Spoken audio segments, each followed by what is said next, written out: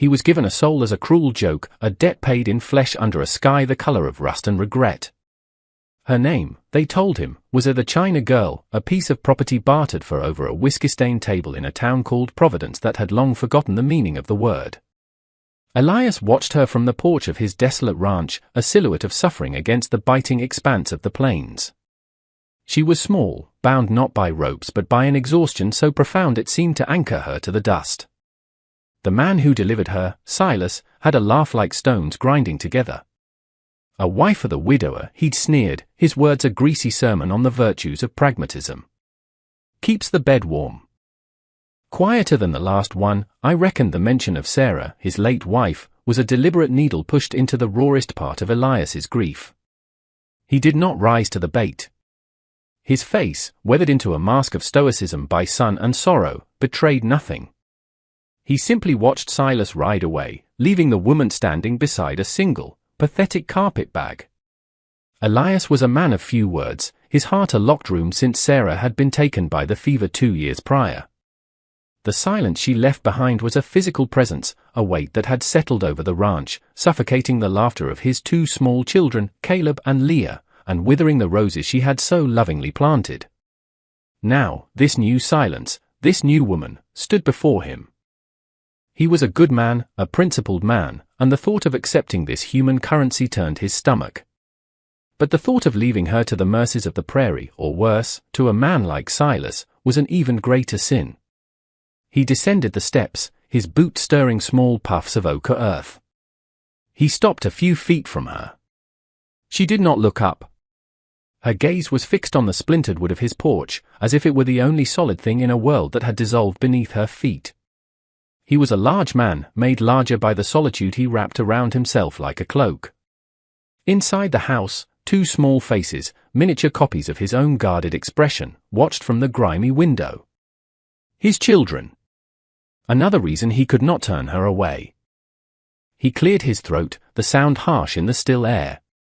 He pointed not to his own door, but to the small room off the side of the main house, the one that had been for a hired hand long ago. There, he said. It was not an invitation. It was a statement of fact, a boundary drawn. Then he turned and walked back inside, the slam of the screen door the only conversation he could offer. The first week was an exercise in mutual haunting. Mai, as she would later be called, moved through the edges of his world like a phantom. She occupied the small, Spartan room he had indicated, a space with little more than a cot and a crate for a table. She never entered the main house unless he was gone, working the far fences. Then, she would slip in, a wraith of efficiency, cleaning the layers of dust that had consecrated his grief, washing the children's clothes and leaving them folded, a silent, anonymous offering. Elias would return to find the scent of lye soap where there had been only stale sorrow, a hint of order in the chaos of his neglect. He and the children ate their meals in tense silence at the main table.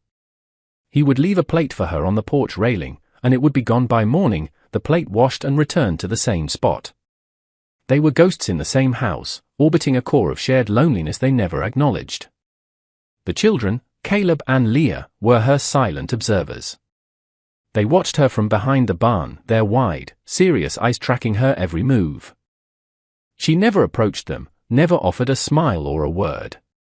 She respected their fear, the fierce loyalty they held for the memory of their mother. She understood walls. Her own were built of something far stronger than wood and stone. One afternoon, Elias watched from the window as she stood before the skeletal remains of Sarah's rose garden. It was a plot of earth defined by thorns and death, a perfect monument to his own withered heart. He had not touched it since Sarah died. He couldn't bear to. But Mai stood there for a long time, her small frame still against the relentless wind. She was not looking at the dead bushes, but at the soil, her head tilted as if listening to a story only she could hear. He felt a sharp, protective anger. That was Sarah's place. Sacred ground. He expected her to turn away, but she did not. Instead, she knelt, her hands hovering over the cracked, unforgiving dirt. For a moment, he thought she might weep, and the alien notion of it was unsettling. But she did not weep.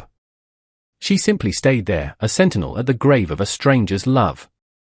The next morning, she began to work. With her bare hands, she started pulling the brittle weeds, her movement slow and deliberate. Elias watched from a distance, his hands tightening on the handle of his axe. Every weed she pulled felt like a violation, a disturbance of a sacred ruin. He told himself he should stop her, tell her to leave it be, that some things were meant to remain broken. But he remained silent, a prisoner of his own inertia. The children watched too, their initial suspicion slowly morphing into a quiet curiosity. They saw what he saw. She was not destroying the memory of the garden, she was performing last rites. She cleared the dead things with a reverence that disarmed his anger, piling them neatly to one side. Then she began to turn the soil, using a sharpened piece of scrap metal she must have found in the barn. The work was arduous, the ground hard as iron. Yet she persisted, day after day, under the merciless sun. She was not just clearing a plot of land, she was excavating hope from a place of absolute despair. It was a language he understood better than words. It was the language of relentless, thankless toil, of pitting oneself against an indifferent earth and wresting from it a reason to continue. He saw the sweat on her brow, the dirt ground deep into the lines of her hands, and for the first time, he saw not a China girl or a problem, but a fellow survivor. One evening, he found one of his work shirts laid carefully on his bed. It was his favorite, the fabric worn thin at the elbows. It had been ripped on a snag of barbed wire. He had meant to throw it out. But she had taken it. The tear was not merely patched, it was mended with a fine, intricate stitch work he had never seen before. In the center of the patch, woven with thread she must have unraveled from her own meager belongings, was a small, delicate embroidery of a mountain blossom. It was exquisitely beautiful, a tiny, defiant act of creation on a canvas of decay. He ran his calloused thumb over the threads. It was a message. I am more than a beast of burden. I have skill. I have a name. I have a past. He wore the shirt the next day, and though he did not acknowledge her work, he felt her gaze on the mended cloth, a fleeting, almost imperceptible connection. The soil began to soften under her care.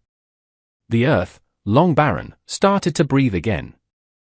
Elias found himself altering his path back to the house each day, just to pass by the garden, to see the slow, miraculous transformation.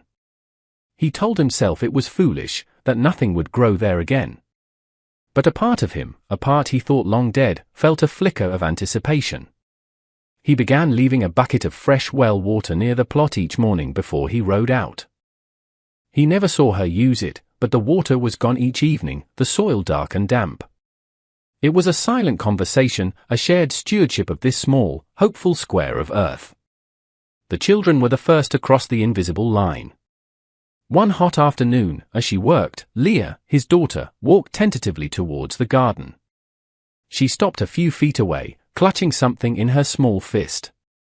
For a long minute, she just stood there, a small, brave soldier. Then, she opened her hand and held out a rusty, forgotten trowel, one of Sarah's old tools she must have unearthed. She did not speak, simply offered it. Mai stopped her work and looked at the child, then at the tool. She slowly wiped her hands on her trousers and took the trowel, her fingers brushing Leah's for a fleeting second. It was the first time they had touched. Caleb, ever his father's shadow, emerged from behind the water trough, holding a handful of dried seeds he'd found in a shed. He, too, offered them to her. She accepted them with a solemn nod, a flicker of something soft and vulnerable in her eyes. That evening, the air in the house felt different. The silence was less oppressive, less heavy. Elias served the stew, the familiar quiet ritual. But this time, it was broken. Her voice, when it came, was quiet, but it filled the entire room, low and clear, without a trace of the servitude he had expected. "My name," she said, looking directly at him for the first time, her gaze steady and unbroken, "is Mai." He froze, his spoon halfway to his mouth. The word hung in the air, a thing of substance and weight. It was not a plea. It was a declaration. A reclamation. In that single moment, she ceased to be the China girl, the ghost, the burden. She became a person, with a name and a will that had survived the inferno. He felt a profound, unnerving shift inside him, as if a foundation stone had been pulled loose. He did not reply, not with words.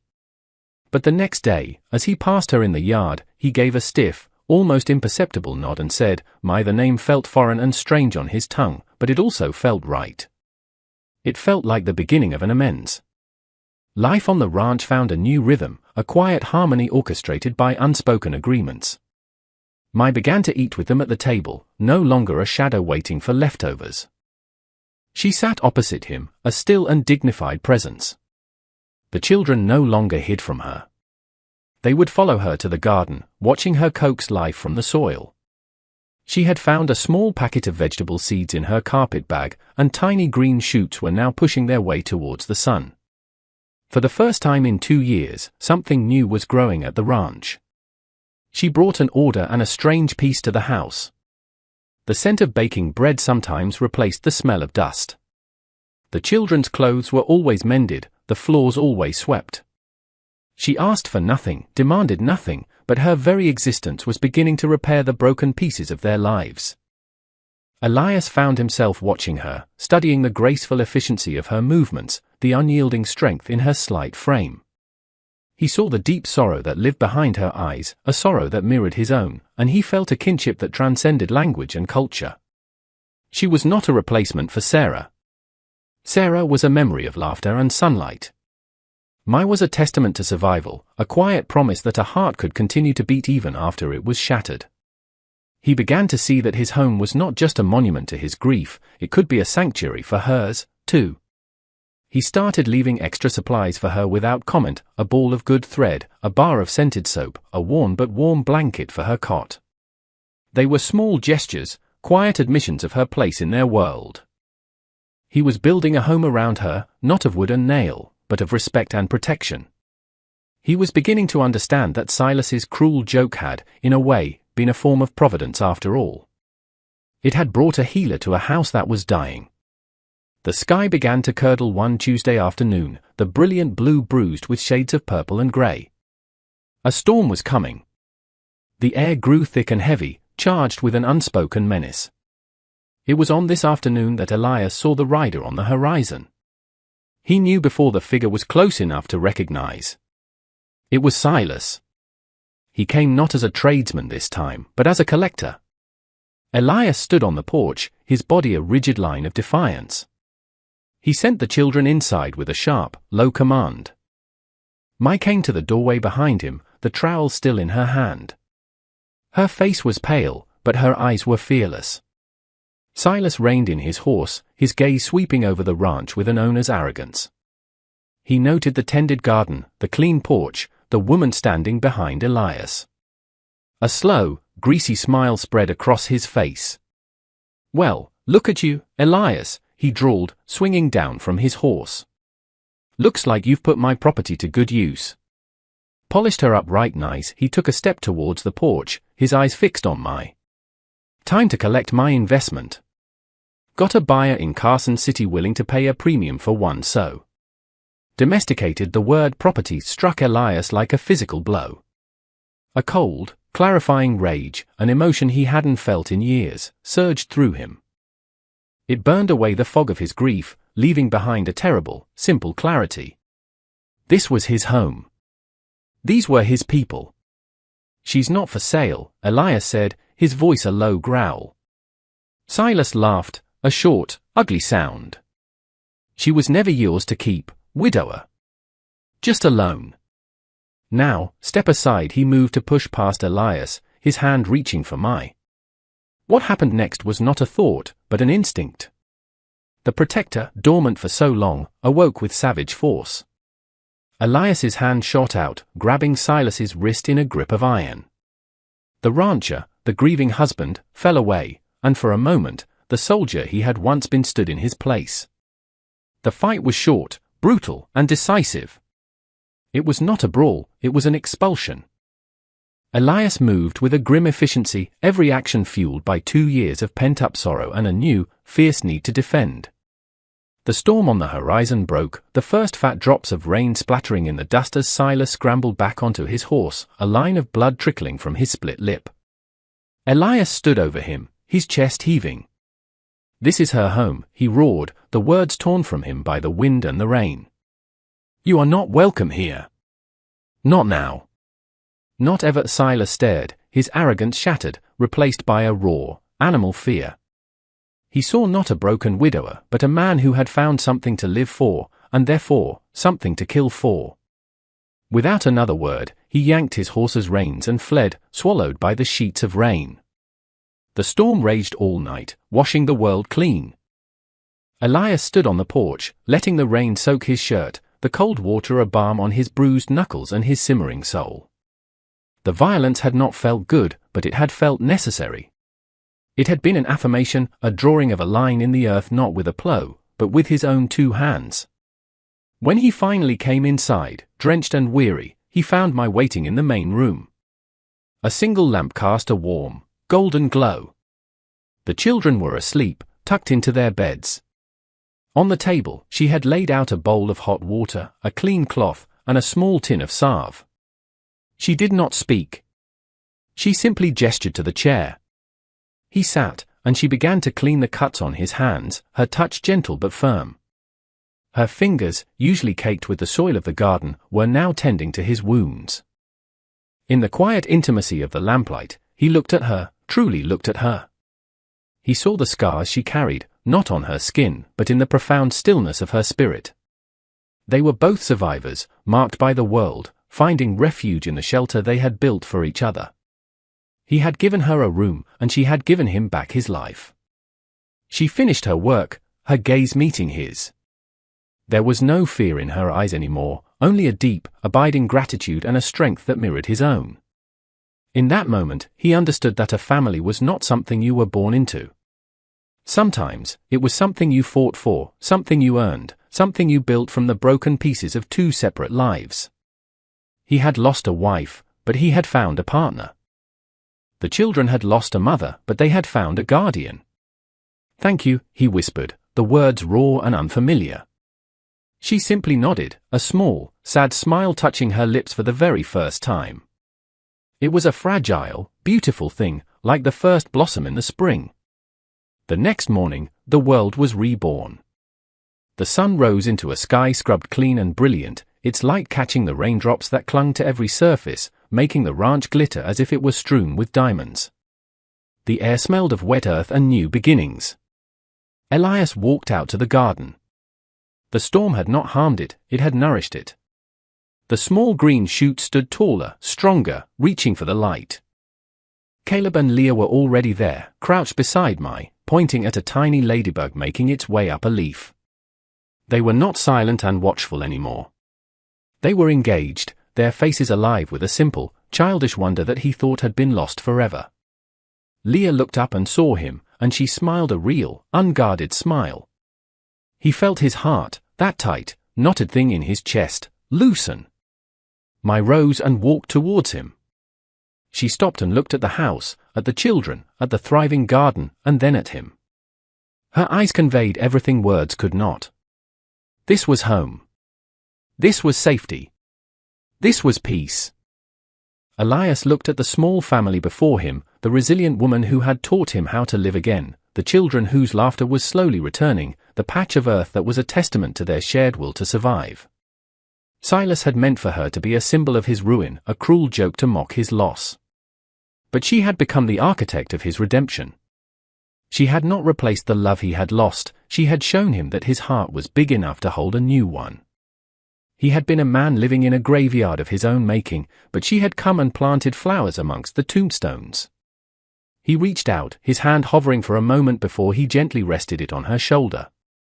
It was a gesture of solidarity, of partnership, of profound, unspoken love. They stood together, watching their children, the quiet cowboy and the woman named Mai, 2 solitary souls who had found their home not on a map, but in each other. The story of Elias and Mai is a testament to the quiet power of human decency and the unexpected places we find salvation. It's a reminder that even in the harshest landscapes, scarred by cruelty and loss, the most beautiful things can grow. It shows us that a home isn't just for walls and a roof, but a sanctuary we build in the hearts of others through acts of courage, compassion, and shared survival. Their journey from strangers bound by a cruel transaction to a family forged in mutual respect is a powerful example of how love can be a conscious choice, an act of defiance against a world that seeks to dehumanize us. They didn't just mend a garden, they mended each other, proving that the deepest wounds can be healed not by grand gestures, but by the patient, daily work of tending to another's soul. Their story reminds us that everyone has a name, a history, and an unshakable core of dignity waiting to be seen. We believe that stories like these matter. They connect us, inspire us, and remind us of the strength of the human spirit. If the story of Elias and Mai moved you, please consider showing your support. By liking this video and subscribing to our channel, you become part of a community that celebrates narratives of hope, resilience, and the enduring power of found families. Join us as we continue to share stories that explore the depths of the human heart and the light that can be found in the darkest of places. Thank you for watching, and for being a part of our journey. Your support allows us to continue bringing these vital narratives to the world.